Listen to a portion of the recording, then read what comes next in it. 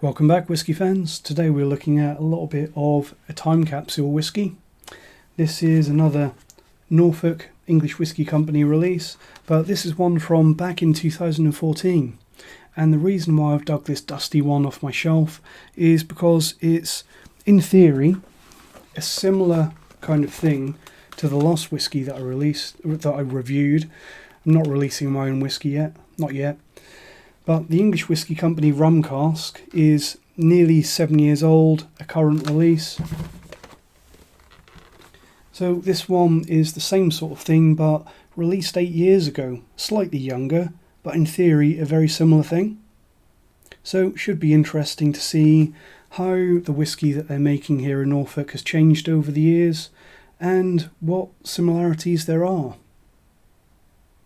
So let's start off by looking at the presentation, the label and the box. I've said before that I hate boxes that aren't boxes. If you're going to make a cardboard box that has massive holes in it, that doesn't protect the whisky from the sun and from knocks and breakages, just don't bother with a box. It's pointless and annoying. I don't want to have to position my boxes of whisky on the shelf where the sun won't get to them, although I do, obviously. I don't want to have to keep dusting bottles. Obviously, English whisky, other people have probably told them about this and they've taken it on board because the new boxes are fully enclosed. If you're going to bother with a box at all, that's what you want. But these old things, crap boxes. Interesting design layout though. This is back in the days when they had the old St. George and the Dragon logo and the English Whisky Company. Because obviously now they just style themselves as the English, and for their grain whisky, the Norfolk.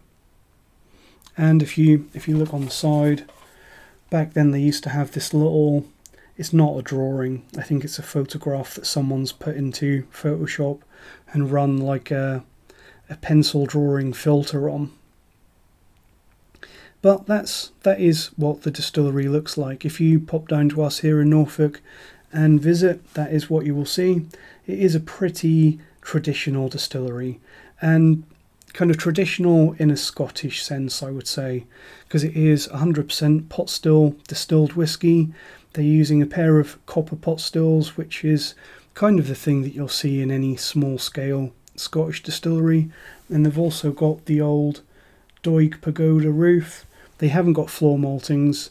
They are getting their barley from crisps in Fakenham and actually Port Ellen on Islay for their peated releases. Annoyingly, this is something that just annoys me, probably no one else, but it annoys me that they have actually built a building in front of here now. So if you pop down there, you can't really get a good view like that from the road like you used to. And even worse than that, that cafe's actually out of business at the moment because everyone's feeling the pinch from the shambles from the UK government at the moment, and COVID and Brexit and everything else that we can blame things on. So yeah, no restaurant at the English Whisky Company at the moment. Also nice to see a little picture of James Nelstrop, the founder of the English Whisky Company, on the box there. The late James Nelstrop. So as for the bottle and the details, these bottles, they do look a little bit homemade. I think that's fair to say. They do. They're also a pain in the arse to peel off the bottles.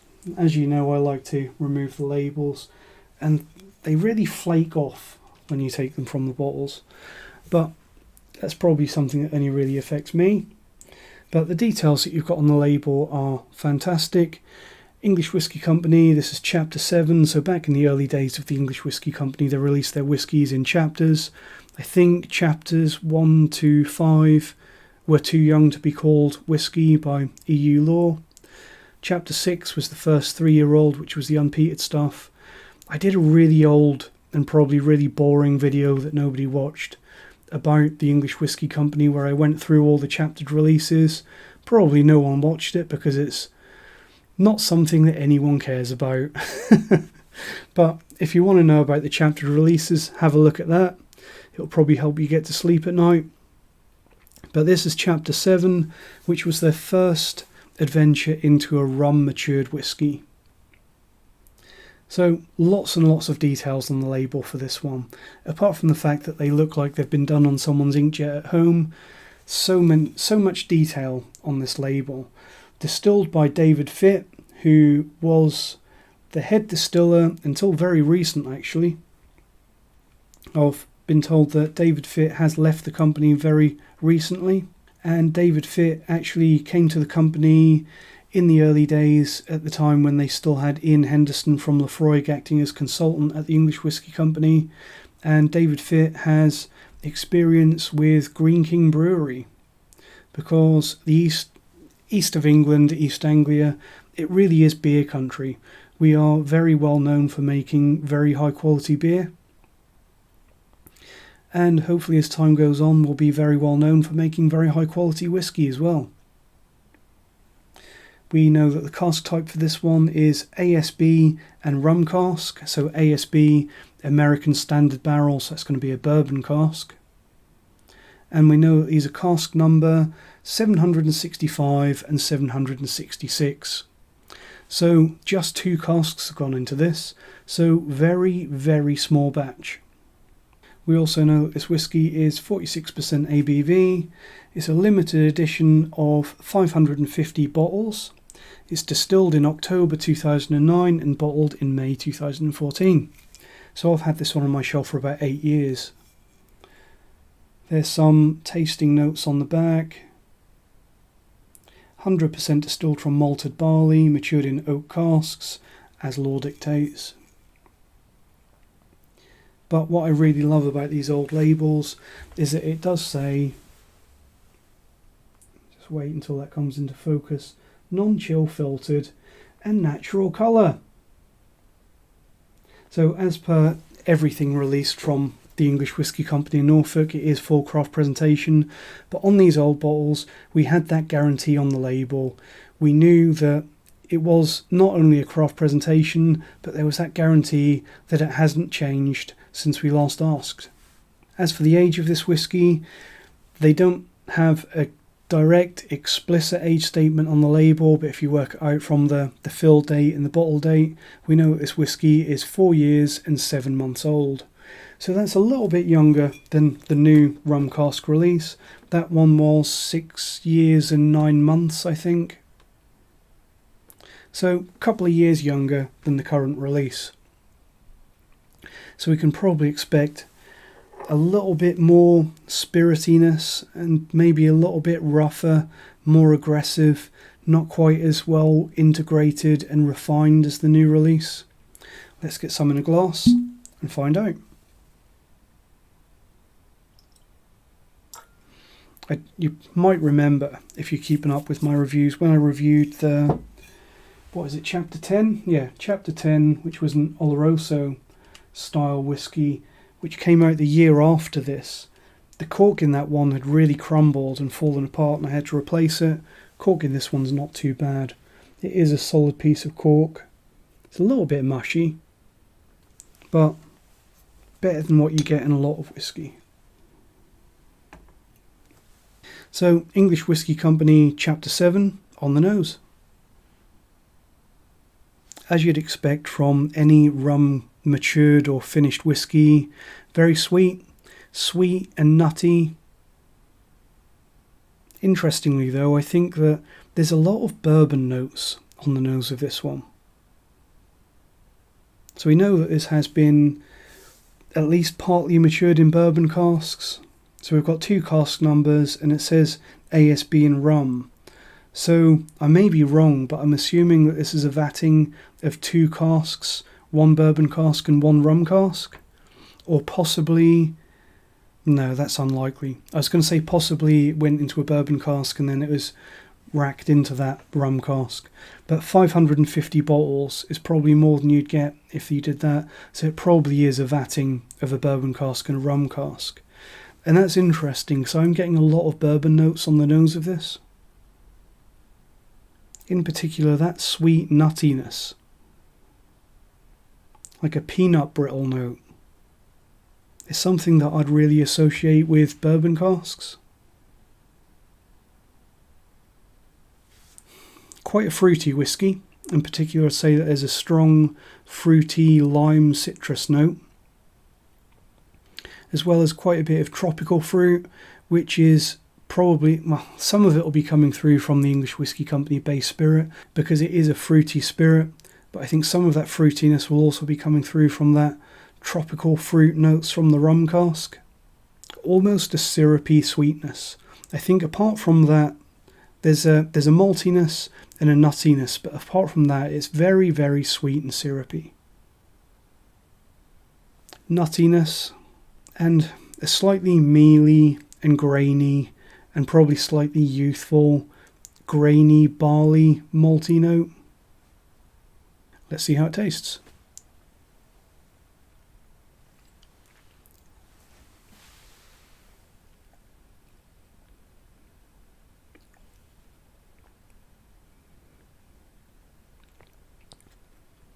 So the colour of that one, probably very similar to the colour that we had on the nearly 7-year-old, more recent Rum Cask release. Let's move that out of the way.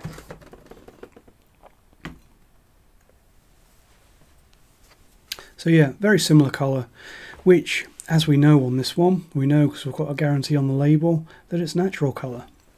Flavours on the palate, very sweet and creamy raisins, a little bit of a spotted dick note, so creamy, dairy, slightly vanilla-y, lactic-y, raisiny. There's more of that lime flavour that I got on the nose, fruity lime citrus, as well as a very stereotypical rum, sort of rum and raisin ice cream note. But I am also getting a strong note of that peanut brittle coming through on the palate of this one, which is, like I said before, I think it's coming through from those bourbon casks. That sweet nuttiness that anyone that's familiar with bourbon will be familiar with. As for the finish, I'm going to say medium long and creamy, but there's definitely a youthful aspect to this whiskey. You can tell that it's not even 5 years old yet. And that's not to say that it's immature. I think this is just about mature enough to say that it's ready, but you can tell that this is a young whiskey. So what I would say, my verdict with this whiskey is that it is very similar to the bourbon matured expressions that you get from the English Whisky Company, but it's just got that added creamy fruitiness coming through from the rum cask. As for a grade, and I think this is really where it all comes to a head, I'm going to give this one a C+. So that's the same mark that I gave to the new 2022 release English Whisky Company rum cask. And that surprises me. With the Chapter 10 that I reviewed a while ago, that I compared to the newer English Whisky Company Sherry Butts release, I liked the new and double the age version significantly more. It was really night and day between the old release, which, how old was that? It's about 5 years old, the old Chapter 10 Oloroso release, and the new Sherry Butts, I think it was about 10 years old, and I liked it much, much more. Really was night and day. With these ones though, these rum cask releases, the age gap is much narrower. We're talking about 5 years old and about 7 years old, so there's really nowhere near as much difference between these two. And I think that you can probably taste that as well. I think that the difference between this old English Whisky Company Chapter 7 and the new rum cask release is much, much narrower. And this is what really, really surprises me. I actually think that even though that this English Whisky Company Chapter 7 is a couple of years younger than the new release, I kind of prefer it. And I really didn't expect to feel that way. I wonder if it's possibly that they've used some fresher rum casks in this earlier release, or possibly just different rum casks.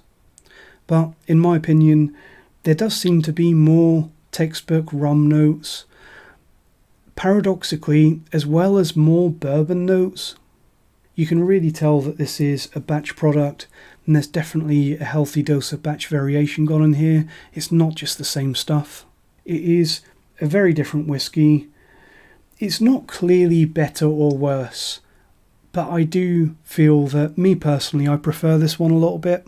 And more than anything, I think the lesson here is that English Whisky Company really knew what they were doing right from the start, and even some of their younger stuff is really, really good. And obviously it gives you a good indication, but number of years spent in the cask is not always the entirety of the story. So thanks for watching, and I'll give you a little bit of a hint as to what we'll have next time. It's going to be another English whisky, but it's going to be something very different to these. It's going to be another current release, and it's going to be something peaty. Thanks for watching, and cheers.